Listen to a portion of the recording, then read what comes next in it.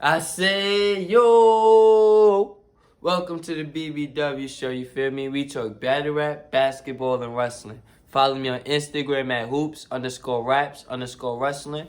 Follow me on Twitter at hoopswrestling. Topic for today is Patrick Beverley. I've been a Patrick Beverley fan for a long time, gangster. Back when he was on the Houston Rockets, and I used to call him Chirac, gangster. Even before I knew he was from Chicago, that was my nickname for him, Chirac, just because his defensive tenacity, gangster. Patrick Beverley has never been a not even a superstar. He's never been a super, you feel me? He's never even been an all-star. Let's be respectful. He's never been. But he's definitely had a lot of impact on almost every team he was on. He had an impact on those Rockets teams, respectfully, until they traded him for Chris Paul. He had an impact on those Clippers teams, respectfully. I was saying that Clippers team with him, Lou Will, and Montrezl Harrell, before they got Kawhi Leonard and Paul George, when they just had them three, I was saying that Clippers team was better than Lob City Clippers team, respectfully. And I was watching both of them. That Patrick Beverley, Lou Will, Montrezl Harrell Clippers team was different, bro. It wasn't even about the skill. The heart that they had so much heart in that team. Bro. That's when niggas thought like, yo, if they just get one star player, they took Golden State to 6 with a healthy KD and all of that. That's where the famous "I'm Kevin Durant" quote came from. If they had one superstar, they could have won something. You feel me? But I feel like they sold and picked up 2 superstars, which was Kawhi Leonard and Paul George.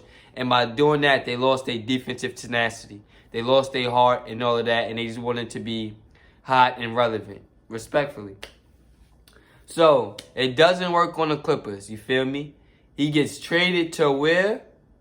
He gets traded to the Grizzlies, you feel me? Before he even go to the Timberwolves, he's on the Grizzlies. They like, da-da-da, we don't know if we want you like that. We want to see what happened in the summer camp. You might come off the bench. He's like, come off the bench? I should be a starter shooting guard with Ja Morant. That's what Patrick Beverley's thinking. Memphis had other thoughts, so he shipped his ass to Minnesota. He gets to Minnesota, right? Again, he's not going crazy there, but he brought a certain toughness to Minnesota. Karl-Anthony Towns was soft as dog, you know what? Soft as dog manure. He needed somebody like Patrick Beverley at that time.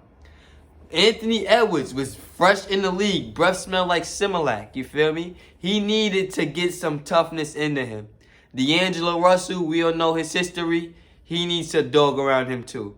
So Patrick Beverley was in the right situation. Where he's like, I got wild talent and athletic superstars that's got natural God-given talent, but they don't have the heart that I got. So I'm here to give these niggas heart, and I'm here to be the bad guy so they don't got to be a bad guy. You feel me? I thought it was a great fit for him in Memphis. They beat the Clippers in the play-in tournament.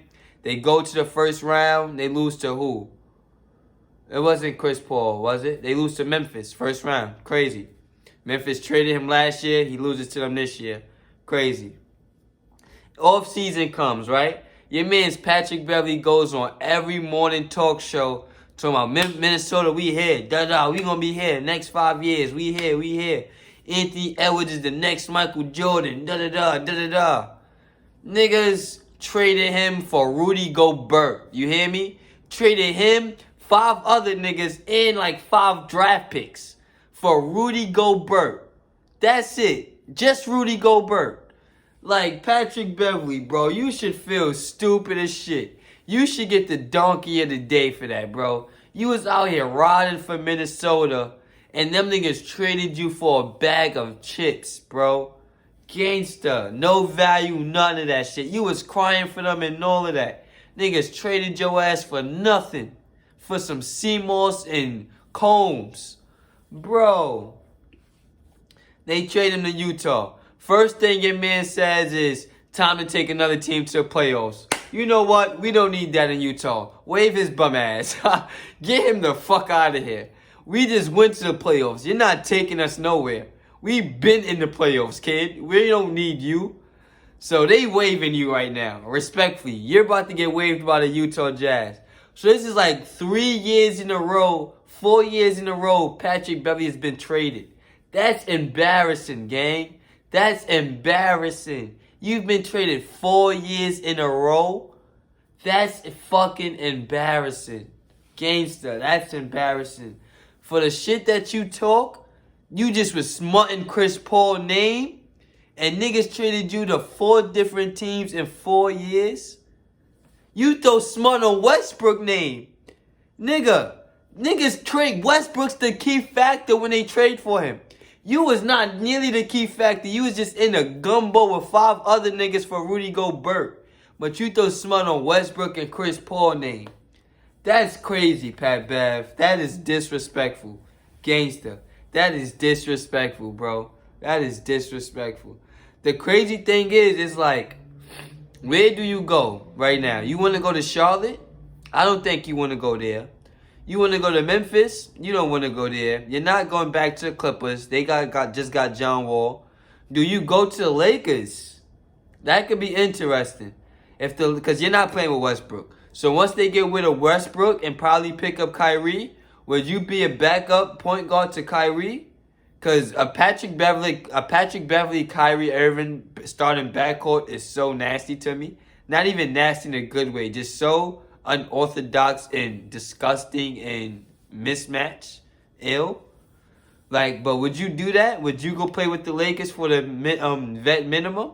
Would you do that? It's not a lot of teams that want you, Pat Bev, respectfully. It's not a lot of teams that want you where it's like you have a voice and you feel like you have shit to stand on, but you don't have no rings. You don't got nothing. You've never been an all-star.